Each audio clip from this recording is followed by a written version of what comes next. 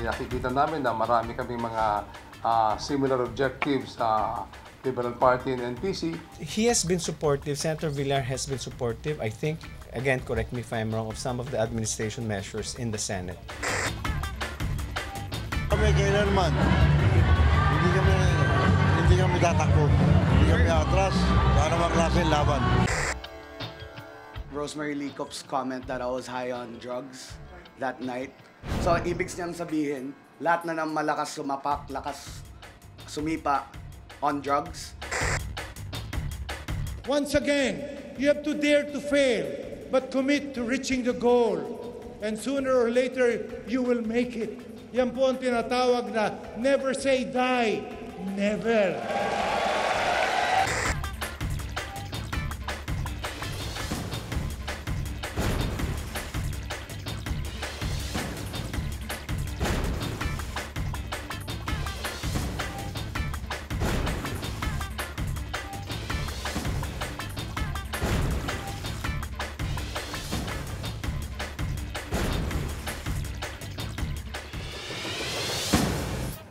Siguro hindi pa nyo nakakalimutan, Villarroyo noong 2010 elections.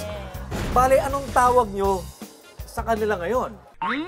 Ano nga kayang magandang tawag sa kanila?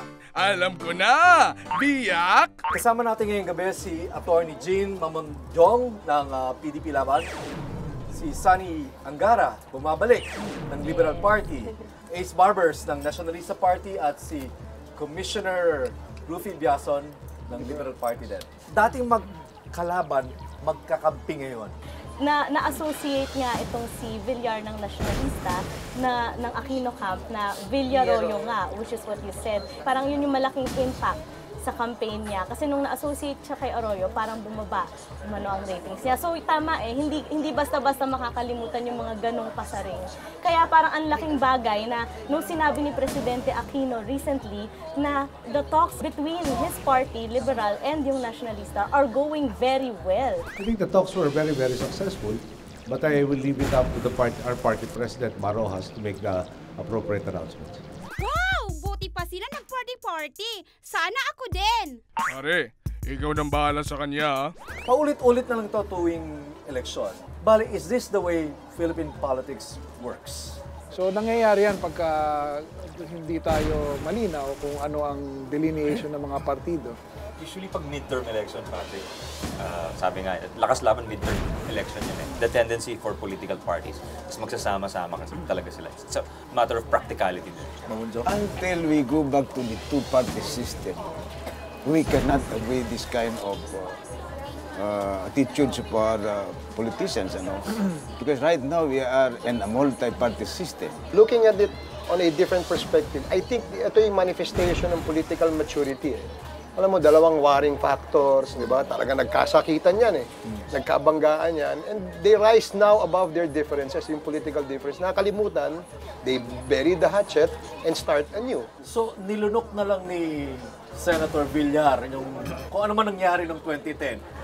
I can understand ano yung practical consideration para sa Nationalista Party, nakipag-alyansa kayo with the party in power.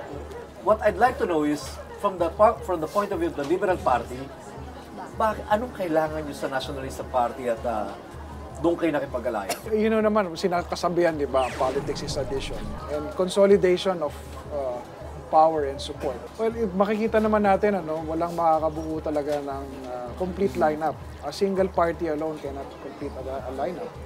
Lalo na pagka ganitong midterm election. It's always been the case. Kaya nagkakaroon talaga ng coalitions at saka partnerships. Nasagot nga yan mismo ni Senator Villar saka ni Presidential Spokesperson Edwin Lacerda. Sabi nila, or yung objectives nila na independence and nationalism ay common. Nakikita namin na marami kaming mga similar objectives sa Liberal Party and NPC. Matagal na naman kami magkakaibigan din ng ibang mga leader dyan. He has been supportive, Senator Villar has been supportive, I think, again, correct me if I'm wrong, of some of the administration measures in the Senate. They recognize what's important for the country, they recognize what's good for the countrymen, and so they will rise above political differences and see what's good for all of us. Wow! Buti Buti naman, nagkasundo-sundo na sila. Inggit ka, no? Gusto mo tayo sumayaw? Che! Tanong ko lang is, Bongbong Marcos, membro ng Nationalista Party, hindi ba siya pumalag nung nakipag-alyansa ang NP sa LP ni Pinoy? Tara, dito, party tayo. Ayos lang ako. Oh, bakit siya hindi kasama? Baka ayaw niyang makiparty sa kanila. Kasi nga, ito nga si Coco Pimentel, di ba? Pumalag. Nung isang membro lang, ayaw niya, si Mig Subiri. Ayaw niya makatabi. Ito si Bongbong, wala ba siyang negative reaction? Wala naman akong nakita, wala naman akong naririnig din. Doon sa mga membro, mga senior members ng partido, they know that they have to rise above their differences. No? Attorney, yung presidente ng PDP laban who is Coco Pimentel, the irony is, yung presidente nyo mukhang tatakbo doon sa kalaban o karibal na partido. Sa tingin ko po, kung mayroon man hindi gaano kalalim talaga, he could not just his stomach, campaigning or standing and sa isang entablado na magsasalita siya and he will talk about his experiences in electoral fraud. Remember that PDP level is still with UNA. Wala tayong nakita problema doon. Okay, wala kayong nakita problema. Tanungin na lang natin Liberal Party. I'm part of the Liberal Party Coalition. Weird. Yung I think it just sa shows how ticket. unique napaka-unique nung Philippine scenario. I don't think this thing could have happened in another country. Just shows na talagang medyo kulang pa tayo sa maturity, sa political maturity. Palagay ko. Kulang pa tayo sa maturity. Di ba ilang 1 century na ata, 100 years old na ata ang Republican system ng Pilipinas. That's right. But if you look at Great Britain, they're 500, 600 years old. The US is 300, 400 years old. Okay, bata pa nga tayo. Maraming salamat, Atty. Mamonjong, Sunny Angara, Ace Barbers, and Fifi Biasa. Thank you. Thank you. Thank you. Kami kailanman, hindi kami tatakbo. Hindi kami atras. Para maklase laban. Rosemary Licop's comment that I was high on drugs that night. So, ibig niyang sabihin, lahat na ng malakas sumapak, lakas sumipa on drugs.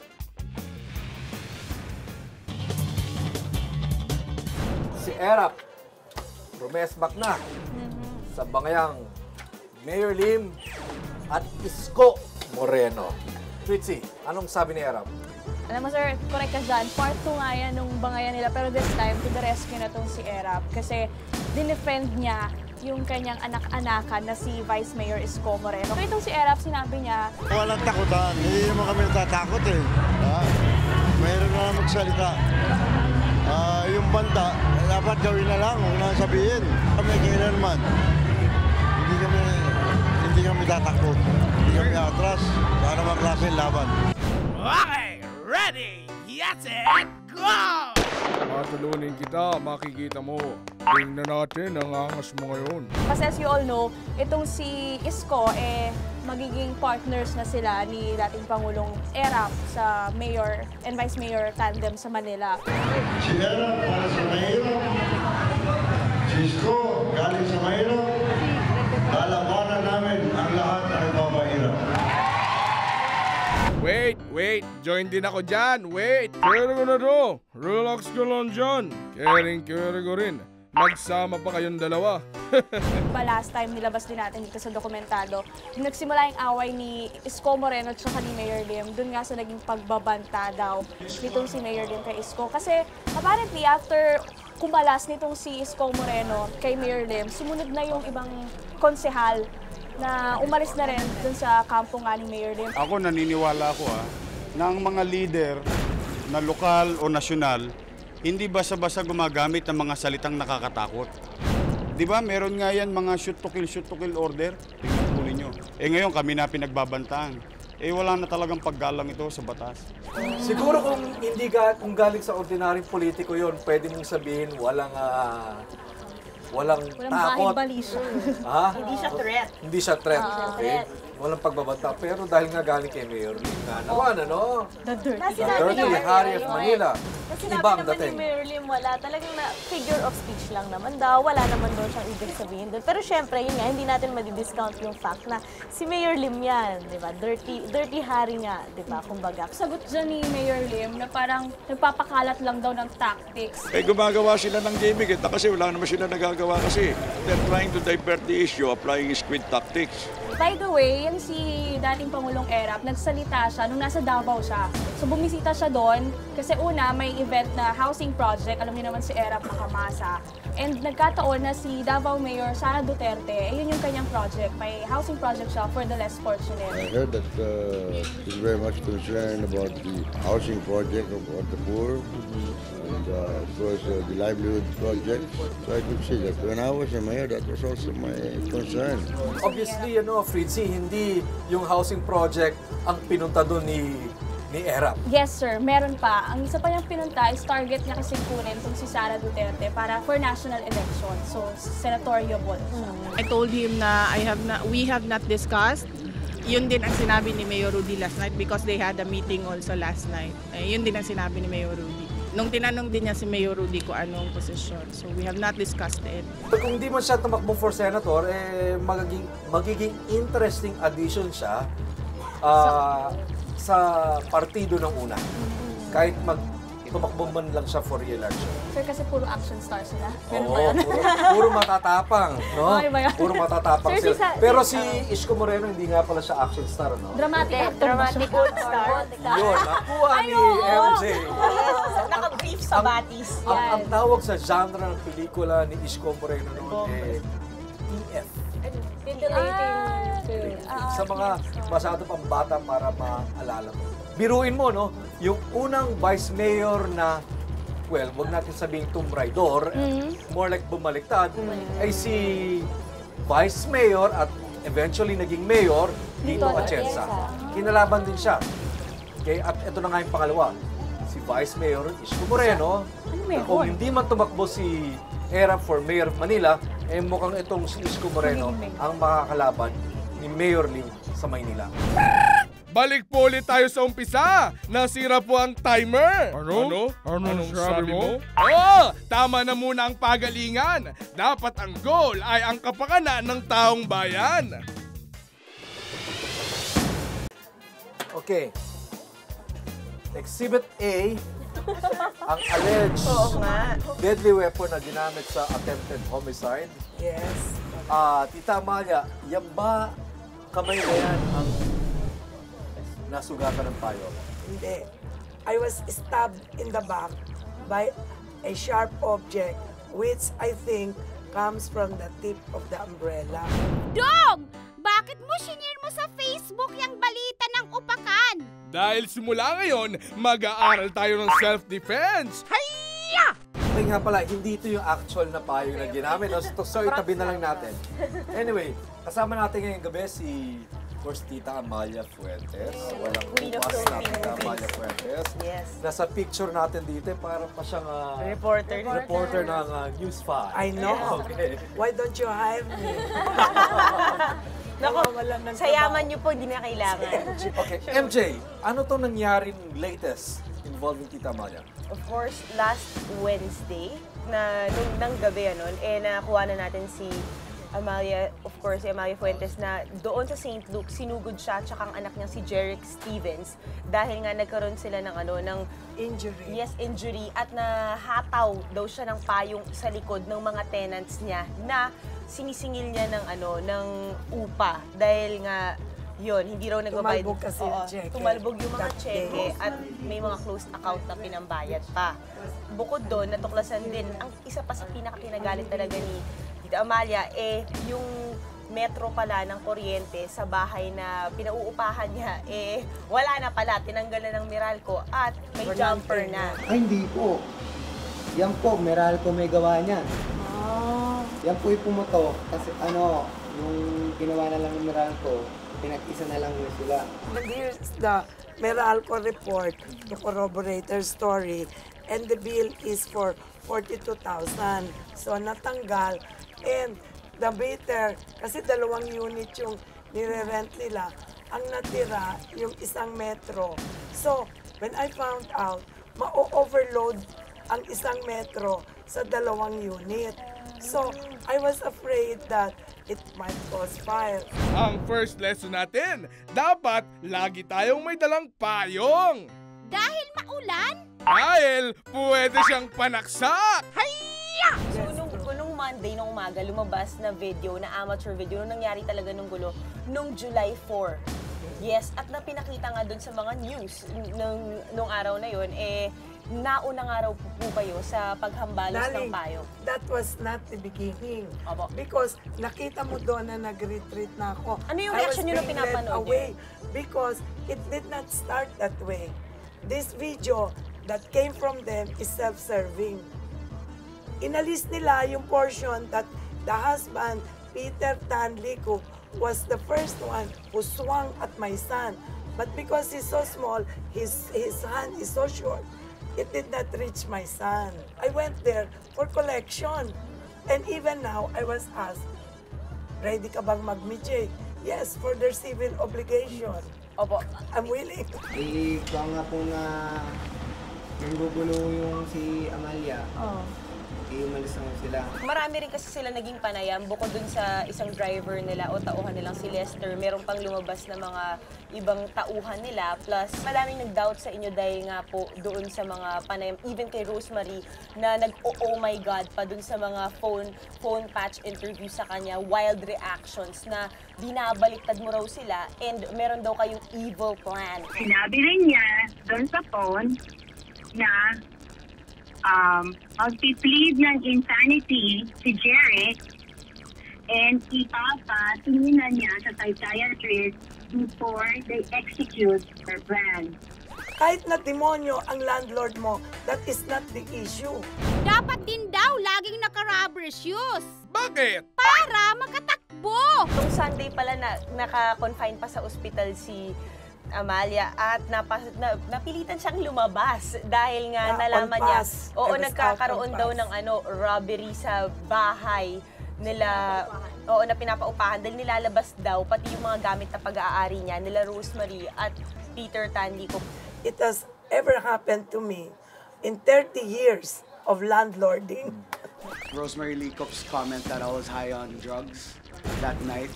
So, ibig niyang sabihin, lahat na ng malakas sumapak, lakas sumipa on drugs.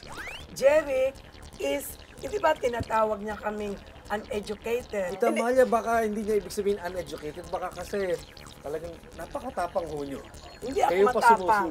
No, but I am indignant when naaapi ako, pinaglalabang ko. Speaking of nang aapi, sabi niyo nga nilalabanan niyo lang naman yung mga nang aapi sa inyo. Kumusta na po kayo ni Annabel Rama? My God, don't say bad words tonight. I'm in such a good mood. Alam mo. Good mood pa kayo niyan, ano? Oo, good mood ako niyan. Alam mo, si Annabel Rama, wala akong ganang makipag-away sa kanya. Wala. Parang she's a non-event. Non-person. Kailan niyo po sasampahan ng reklamo si Peter and Rosemary ng charges? Well, the charges that I'm going to file against them, frustrated homicide. Ma'am, pero paano kung mag-sorry sila sa inyo? Ano? Sorry for what? No, Magbayad because ka. they are, yes, I will accept their money, but I will not accept their sorry. Their money na. Magbayad Kailangan magbayad na, please. Tanggap rin yun na baka hindi rin kayo mabayaran. Tanggap ko yun. Kasi alam kong wala silang pera. Maraming salamat, Tita Amalia. Thank you so much. Thank you for it. Thank you very much sa lessons. No problem! May isa pa akong lesson para sa iyo. Ito naman, defense laban sa kalungkutan. Ano? Ang panonood ng dokumentado! Once again, you have to dare to fail, but commit to reaching the goal. And sooner or later, you will make it. Yan po ang tinatawag na never say die. Never.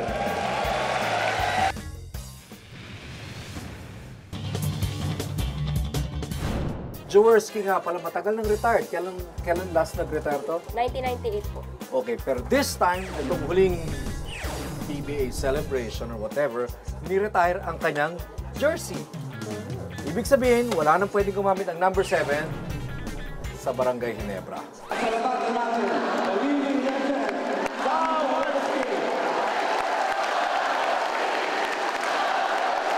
Kasama nga pala natin ngayong gabi si Vince Hison, dating basketball player, commentator ng Asian Basketball League. Trish!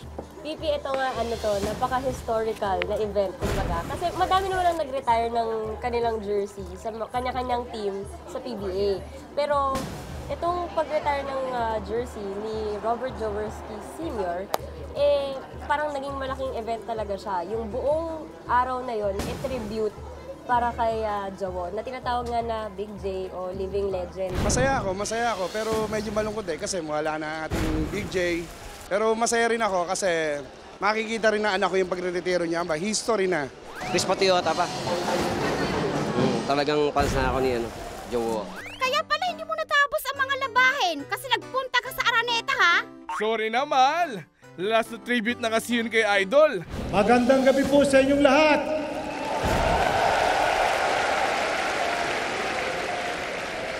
Alam niyo po kung ako'y dalaga at kayo ang nanliligaw, kanina ko pa kayo lips to lips.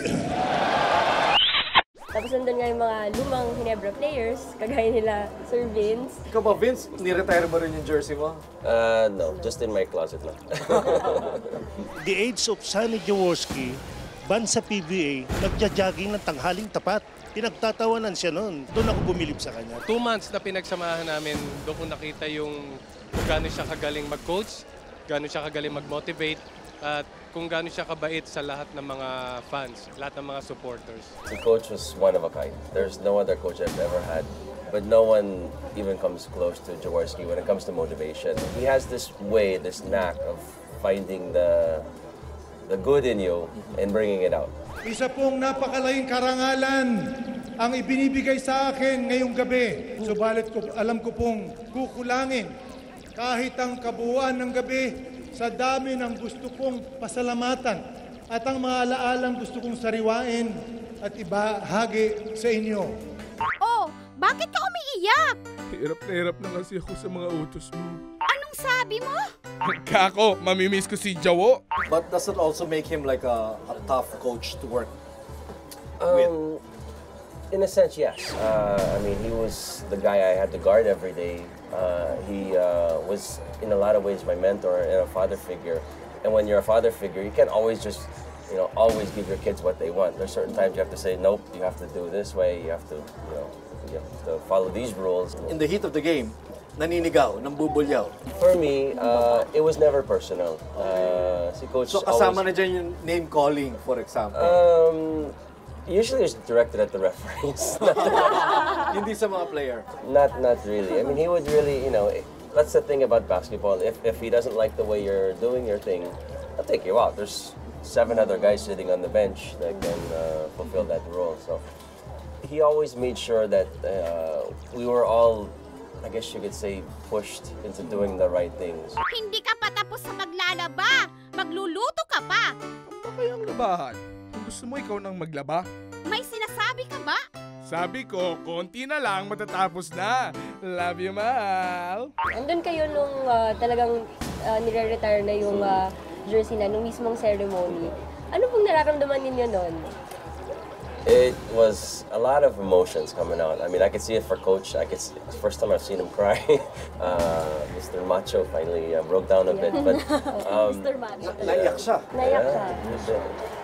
It was amazing for me because I looked around, the Smart Hour at the Coliseum, and I said, this place is packed, and it's basically because of this one guy here. Remember that lessons learned from losses and failures are essentials to one's success. Once again, you have to dare to fail, but commit to reaching the goal.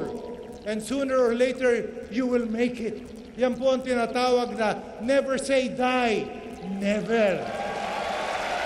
Dalawang golden age ng PBA nga pala sa Pilipinas, ano? First was yung Chris Patriota. Before me.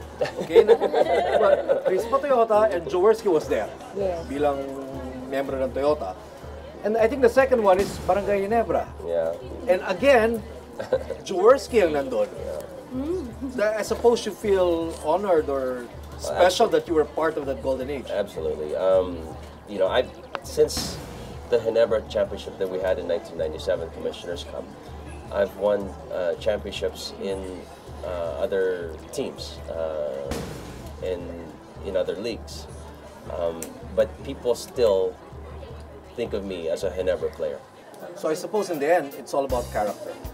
Absolutely. That's what he's known for. Charisma. When you think of Jaworski, you think of, you know, so many words, but one of them is definitely charisma. More like FPJ ng basketball. Oo, FPJ. Magalang tono.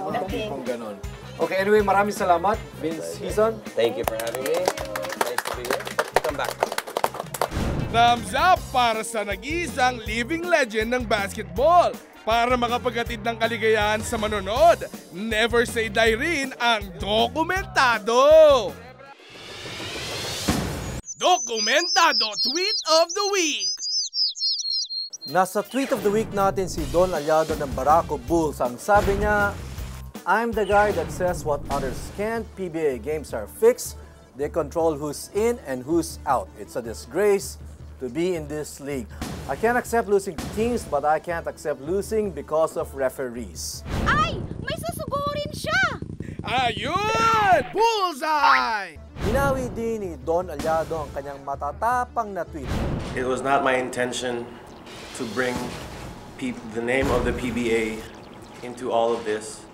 My frustrations got the best of me. Pero huli na ang lahat. Minultahan siya ng PBA ng kalahating milyong piso at sinuspinde. This kind of behavior cannot be tolerated. Ups, ups, ups! Siguraduhin mong totoo ang sinasabi mo dyan, ha? Bakit naman? Wala lang! Bawal magsinungaling! Bago mag-tweet, pag-isipan. Pag na-tweet na, panindigan. Patrick Paes po, Dokumentado.